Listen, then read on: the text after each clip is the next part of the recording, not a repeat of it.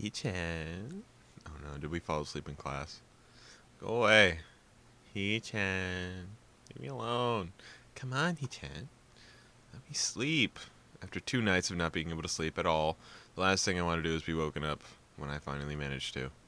Maybe the last period of class with a textbook as my pillow, but I'll take whatever I can get at this point. See, He-chan, even Shi-chan wants you to get up.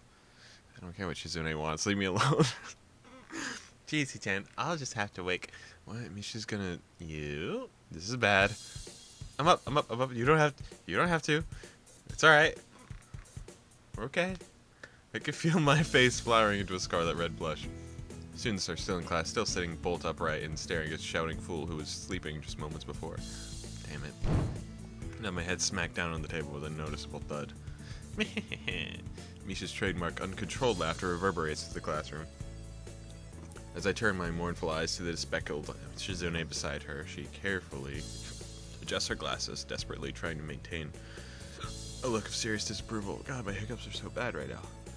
Narrowing my eyes, I could see the badly hidden grin spreading across her face. It too, Shizune? Shizune looks away. Yeah, she looks away quickly as she crosses her arms tightly, barely on the edge of her control. Why would you speak a different language? Like, Misha's just gonna translate it to English, probably. Misha's laughter doubles in volume as she glances at Shizune. All I could do was drag my hand down to her face, down my face in resignation. You two. Who was the one who slept in class, Shi-chan? Yeah, it was me. Poor Shi-chan was having a fit trying to wake you up, weren't you? Move my eyes back to the standoffish Shizune, with a single huff of a confirmation returns to looking away her with her arms crossed. Why was Shizune trying to wake me up? Shi-chan wanted to give you handouts the substitute teacher gave out while He-chan was sleeping. Handouts? Oh shit. I suddenly find 2 sheets of paper thrust down in front of my face. Following the hand holding them, I see the still pouting figure looking down at me with a distinct scowl. Guess I really am in the wrong here. Sorry about that. No dice. Her irritated face still holds. I clasp my hands together and flick my head downward in apology. Very sorry. She huffs and simply drops the papers on the desk. Damn. Look over my head, see Shizune and Misha signing frantically to each other. Look at frustration on Shizune's face. It looks to be less of a dialogue and more of a tirade, punctuated with side-holding glances at me. To say it's unsettling is an understatement. The two suddenly stopped signaling and looked at me in unison, both having exactly the same look of disapproval in one fluid motion. Misha's hand suddenly extends to high above me and comes rocketing down. Before I can even hope to react, my head is set bouncing up and down like a jack-in-the-box. I quickly bring my hands to my head, more out of reflex than actual pain. What was that for? I open my eyes to see the two grinning at each other while exchanging an enthusiastic thumbs up. Shi-chan says she forgives you now, He-chan. Could you forgive me with a little less force next time? I look at the two with a blank face. Misha and Shizune. One is how? No. Oh, and Shi-chan says that you should check your student mail more often. I mean, check your student mail. Aren't you guys supposed to deliver the mail?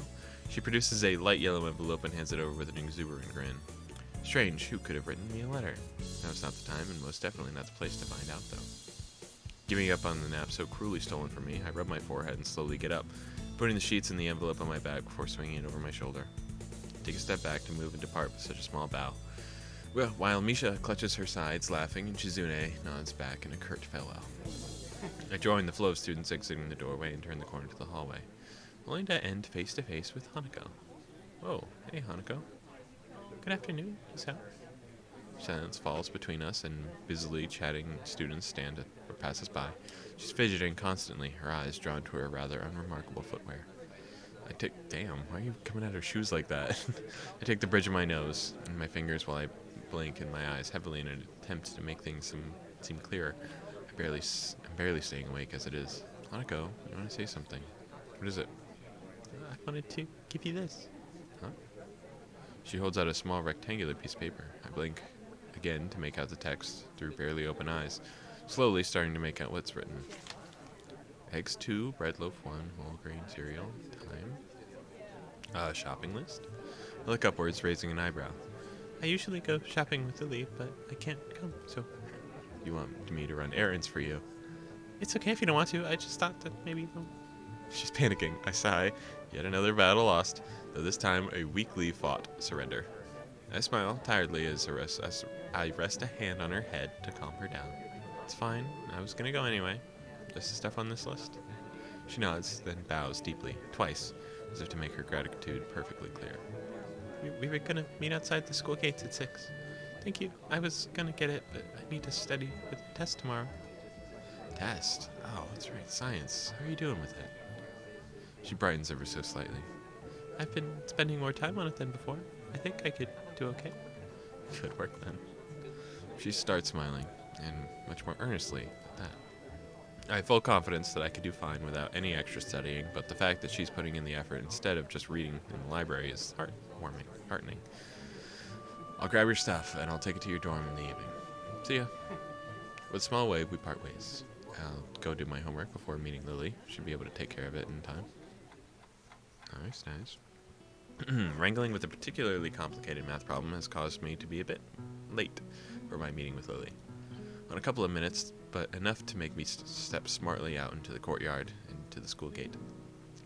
Make a right turn, start my way towards the small town below, leaving a few students turning the other way to the bus station.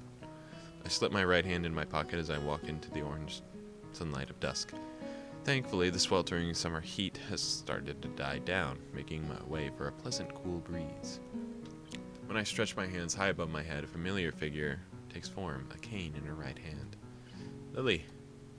She stops and turns around, swiveling her head slightly to try and work out exactly where the voice came from. Hey, it's me. I quickly catch up to her, coming in beside her and matching her slow pace as we resume walking. Good afternoon, Sal. Hi there. I glance up at the sky. A distinct tinge of orange discolors and the clouds washing the footpath in its light. Long shadows from the trees fall across the wide road down the hill. So, Sal, what brings you here? Just going down to town to grab some groceries? Hanako sent me. Hanako sent you? Yeah, she said she needed to study for the test tomorrow. I was going to come down anyway, so I'll buy her stuff as well. Oops. Unspoken is that Lilly could use some help to get food, but it's an obvious fact that neither of us needs to state. It's good to hear she's studying for it. I thought the same thing when she asked me to come with you. We continue walking down the street, the familiar sound of her cane echoing through the air as we go. Except for the occasional passing of the car and leaves whispering in the branches, there's a blissful silence. Thank God I can finally relax for the first time today. I glance over at Lilly. The porcelain face of hers never seems to lack that air of relaxed confidence. I guess the same could be said for her personality, too. As she silently walks, her face remaining pointed to the street ahead of her, I look ahead and savor the cool air blowing over my face. This is probably the calmest moment I've had since the about-face my life took so recently. To have it while walking to get some groceries. What a weird life. I feel the crumpled-up note rubbing against my hand in my pocket, and I pull it out to check its contents. Let's see here. Eggs, bread, cereal, thyme, lettuce, shaved ham. Sounds like quite a lot to carry back on your own. Yeah, just how much does this girl eat, anyway? My mind suddenly clicks that yes, there actually is a person beside me. Oops. Oh no, I clicked off. No. Jeez. Wait, I mean, she laughed so hardly. Wait, what? Okay. My, Sal. Her giggles punctuate her words, though she's making little effort to express them. Quite direct today, aren't we? Yeah, you got me there. Still, it is quite a bit. Usually I go shopping with Hanako, so I know what she buys. It's the same thing every week. Huh. She a good cook? She gives a nervous giggle. It's usually me who ends up cooking. I used to do so for Akira, so it's no problem. Doing it for Hanako as well. You can cook, but... Short hum with an amused lilt emanates from beside me. What if the fact that she seems amused by my comments so often is actually genuine, or just from a want to make me more comfortable in addressing her blindness? There are ways around it. Some meals are more difficult to cook than others because of being unable to see what I'm doing, but it usually takes a little more time. Fingers can double as very useful measurement tools, for example. Makes sense. She'd have to be pretty careful not to hurt herself. I wonder how many times that's happened, given that it sounds like she's cooked alone for possibly years while Akira worked and her parents were gone. With that, the conversation trails off. Compared to the awkward silences of Hanako, Lilly seems genuinely content to say exactly what she thinks and stay quiet when there's nothing to say. The slick road under my feet is bathed in an orange glow, the occasional fallen leaf crunching underfoot as we walk. Sorry, my hiccups are crazy right now. I let out a deep yawn, my lack of sleep coming back to haunt me. Did you not get much sleep last night? I couldn't sleep at all for the last 2 nights. Probably insomnia.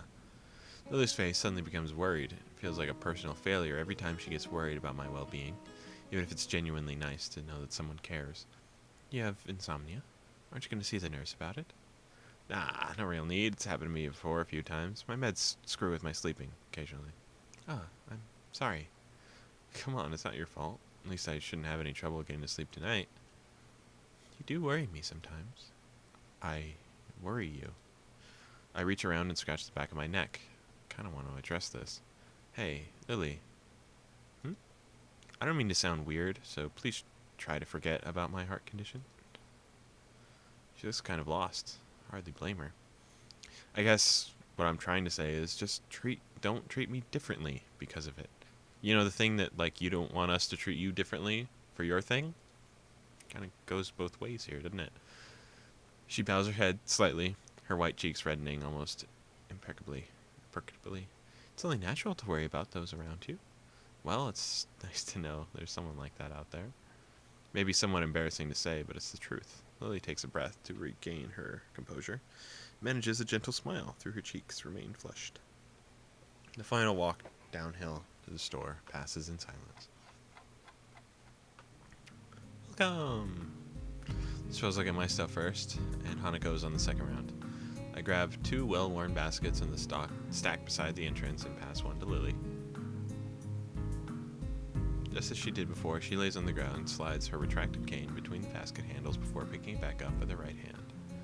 When she takes hold of my arm in her own, I'm surprised at just how fast this kind of casual contact has become so natural, mostly due to the necessity, no doubt. Shall we? Sure. While we navigate around the store, the odd person occasionally passing us pays us no heed at all. It's nice compared to the stares and whispers around the city. As we reach the aisle, I quickly check with Lilly what she needs to grab along with what I want, putting our items into respective baskets. It's an odd feeling to be dependent on so much for something so basic as shopping. Hanako would be practically a necessity for her to pick out what she wants after all. Right, I'm pretty much done with both my stuff and Hanako's. You needing anything else, Lilly? No, this should be everything. Off we go then. Oddly, there's a queue a mile long considering the store is only large enough to warrant one counter. Seems like it'll take a while. Damn. Lilly gives an inquisitive look, unable to see the reason for my complaint. The queue's really long. Looks like we'll have to wait. How strange. Sharing the same mood of resignation, we reluctantly take our place at the end of the line. One person finishes, the line moves up, another person... It's almost like how lines work. By the time we finally reach the head of the line, I'm so close to dozing off that Lilly has to pat me gently on the back for me to move up. Miss Ao? Oh, sorry, what? She gives a short sigh of consternation as I move up. They throw in random words that I have never seen before all the time. It's crazy. I move up, getting the groceries for Hanako and me put in separate bags. Thank you. Come again. By the time we emerge from the store, Lily's holding a single bag while I struggle to carry 4. Both hands well and truly full. It's a lot of work, but thankfully the items in them are light. Even without looking skyward, it's obvious that a surprising amount of time's passed, the road outside being dark and lit by street lamps. Once Lily retrieves her cane, we set out back to the dormitories the way we came, leaving the welcoming warm glow of the store. Despite the road being empty of cars, the full bags abundantly make up for the lack of noise, constantly clunking and squeaking together. My Sao, it's good to find that you're eating well. I'm a growing guy after all. I need to eat all I can. Must be nice being a man. What? Seemingly not noticing or ignoring my surprise at the completely out of left field comment, she continues without missing a beat. Weight doesn't really bother you when eating most of the time. I get what you mean. Women tend to worry about stuff like that more than we do, I guess. Exactly. Makes me somewhat envious, to be honest. Well, it's not like we can outright ignore it. With an affirmative nod, we continue on our walk. That's right. What is it? Hanako mentioned your birthday was earlier this year. Do you do anything special for it? She gives a long pause, lost in thought for a few seconds as she recalls the event. Not really. It was just Hanako and me having a little party during the night after school. Your birthday's supposed to be a big event, you know? Sounds like a pretty lonely way to spend a birthday. Just her and Hanako staying overnight. Birthdays always felt like a family occasion for me. They were a time when, in spite of their full-time jobs, both of my parents would make an effort to be there for the day, at least for a party beforehand. Reminds me of how Lilly mentioned she hadn't seen her family in such a long time and ended up moving away from Akira's house afterwards. But I guess it's the same in situations as mundane as these, considering her inability to read the packaging. Just getting groceries would be a pain without somebody else around. In the end, she just has Hanako and me, and Akira when she's off from work. Be that as it may, she still seems to have many more distant friends among the students, not to mention people like Yuko. She seems to be her own choice. It seems to be her own choice that there's such a separation between those around her and close to her, between those who are close to her and those who she only socializes with. It humbles me a little to see how much Lily seems to have her life set up and how going just as she wants. Yet Hanako is there for her to celebrate her birthday, and I'm helping her with shopping. It's kind of weird symbiosis, I guess, suppose. You're right, Sal. He's in his fucking head, Lily. I don't know how to save this man. Sorry. You seem to be going very quiet, that's all. Sorry, I was just thinking. Oh? And now I've piqued her curiosity. It feels kind of overly personal to talk about it, though. I think she wants us to tell the truth. I'm not going to avoid anything. Although, I guess we were talking about her. Maybe I should have thought about that. Whatever. It was just kind of... No, yeah, I think this is right. She just wants us to tell the truth. She seems very open. It was just kind of... I was thinking about how you seem to... Hold on. Actually, can I go behind that? Not to change my answer, but just so I could save it. Because I've hated going back and going to these things. So, like, I want to be able to go back here. You're right, Sal. Sorry, you seem to go quiet. That's all. Oh. I piqued her and just kind of thinking about how sort of Hanako was relying on you, and I can admit... Oh, maybe that doesn't fix the thing. Shit. Whatever. At least I'll know where to go. I don't know. Just kind of... I was thinking about how you seem to have everything so sorted out. Even with Hanako relying on you, I can admit that even I kind of relied on you when I first transferred in. I think it's a good quality to have. I turned to Lily, surveying her reaction. She's forcing herself to look forward and furrowing her brow quite a bit. Her face looks a bit awkward, as if she was trying to find just the right words. Lily? I would thank you, but assuming that I don't rely on the presence of others is too much. You'd be wrong to think that Hanako simply depends on me with nothing in return. She seems to have a bit of trouble saying it, even though it's largely what I'd thought already. If she's tried so hard to maintain her independence, as anyone would have had to in her position, sided or not, maybe she finds it hard to talk about her own needs. It's only now that I realize an omission in what she says, though. I decide to follow it up, largely in jest, to avoid things getting too personal. Oh, what about me? She suddenly runs ahead of me, turns, blocking me off. With a smile, she holds her hands behind her as she leans forwards. You're different. And with that, she turns back and continues to walk ahead of me, a newfound spring in her step. All I can do is raise an eyebrow and give a dazed grin. I don't think I've ever seen this playful and teasing side of her before. So I'm different. It's hard to work out the exact context, but knowing her, this ambiguity was intended. Our relationship has been changing, at the very least simply because I've begun to stand on my own feet more than starting to get more curious about the situation of those around me. As to why, probably a mix of personal curiosity and a want to try to work out to deal with my situation. I'm less sure of Lily, though. That's why her own statement, so similar to my own feelings towards her, throws me off so much. Watching her make her way up the street, cane tapping from left to right, I decide to settle the matter later, and just smile. This is a nice side to her, and I don't want to forget it.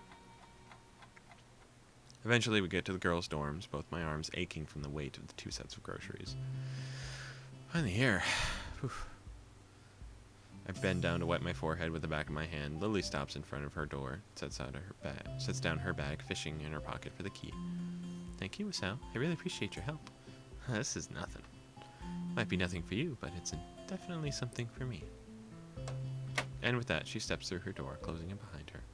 I blink. Those were nothing but honest thanks, but I can't help feeling something different about them. Anyway, I have something else to do before I can mull off at my leisure. I turned back to Hanako's room and proceeded to knock twice in quick succession, the bag still in my hands rustling together. She's on her school outfit. That's crazy. After a couple of seconds, the door slowly opens. If one weren't looking closely, they could be forgiven for thinking that it hadn't moved at all. I twist my head to the side, and I peer through the tiny silver gap between the door and the door frame. Hey, Hanako, I've got your stuff. Oh. With that, she opens the door completely, making her plain room visible. Damn. Her boring-ass room visible over her shoulder. Sparsely decorated, it's probably even more unremarkable than my room. Fuck you. I hold up. Sorry, that was just fucked up. It's just so weird for him to just start saying shit. I hold out my right arm, both bags, almost pulling straight back down with their weight. Thank you, Isao. I'm sorry to... Oh, God, my voice. I'm dying here, guys. I'm sorry to make you carry them all this way. It's fine, don't worry. Just don't make me do it every day, okay? I pass the bags to her and give her a lighthearted chuckle. After the initial transfer of weight, she manages to take them easily. I'll be off then. Night, Hanako. Good night. See you in class tomorrow. Oh. With a deep bow, her groceries still held in both hands, she steps back and she shuts the door. We're not going back to Lilly. Bro. Making my way back to the dorm, I put my bag into I put one bag into my other hand to balance them out. Even as I do so, I can't get Lily's light-hearted smile out of my mind. When I'd first met her, it would have been nearly impossible to imagine her like that. Indeed, it feels like we've become closer in the past few weeks than I first got to know both her and Hanako. The time that I spent with her today, each day, the small exchanges of happiness we share, those small moments of joy as I get closer to her, I'm far more certain, but I don't think these are just normal feelings of friendship. Once I return to my room, I store away my groceries and begin getting ready for the night. I swapped the school books in my bag for those I need tomorrow, pulling out yellow envelope Misha gave me earlier in the process. I got so sidetracked by one thing after another I couldn't deal with it either. Who could have written me this, I wonder? Ooh. The name neatly adorning on the back of the envelope freezes me in my tracks. It's been so long since I've seen her writing. There's little chance that I could have identified with it as hers otherwise. Hey, Hanako. Why? Should she have written me? I can't think of any good reason for her to do so. I almost don't open the letter, but there'd be little point to that. I just left it alone. Its mere existence would gnaw at me until I did something about it. Isn't that what we did for Shizune? Didn't we just, leave it or something? Maybe it was Emmy? I don't know. I look down at the piece of paper on my desk. It's bright. Summary decoration beaming happily at me. The letter is in pink, jarring badly with the yellow sunflower border on the card. And writing is neat. The characters have been written thoughtfully with an unusual amount of care. I'd barely given the letter a second thought when it was given to me. But I can't get its contents out of my mind. While I like to say that I don't know why she'd use such an old-fashioned method of communication, considering a phone call or email would be much faster, I'm just going to try and run through this because I feel like we've written this a million times. The answer feels obvious, given enough context. The letter leaves a comfortable distance between the sender and the recipient, unlike a phone. It's required. Blah, blah, blah. I wonder if we'll meet again. Perhaps it's for the best if we don't. It's a statement. Oh, wow, he's not, reading the whole thing. Damn. It's a statement that should hurt. I've always heard breakups are nasty stuff, but it feels like this is simply a reaffirmation of what we both already knew instead. This preceding text, no more than small talk, that makes me feel most uneasy. I can't figure out why. No matter how long I sit here, I look down at this bright and summery piece of paper. If you would like to correspond with me, by all means write back. It's painfully obvious that it's not the type of letter that to be replied to. In the end, this letter is no more than a simple abdication of responsibility, a final statement to reassure herself that our relationship is over. As such, I find I have little problem in scrunching the letter and the envelope into a ball and tossing it into the waste bin, ridding myself of its existence. I think that's the only time he's ever done that. For Emmy, I think he just put it to the side, and then for Shizune, Hanako, and Rin, I think he replied. This is the only time he's crunched it up in a ball and threw it away. And he didn't really read it either. He kind of read it for everybody else too, except Emmy, but he only read it in the bad route. Damn. That was cold. Let's go, Isao. Be confident in yourself. I go to bed with mixed feelings, cheated out of a pleasant evening by this intruder from the past. Ironically, it takes a while before I can manage to sleep. Damn. Let's go Isao, though. I'm Team Isao right now. Do your shit, King.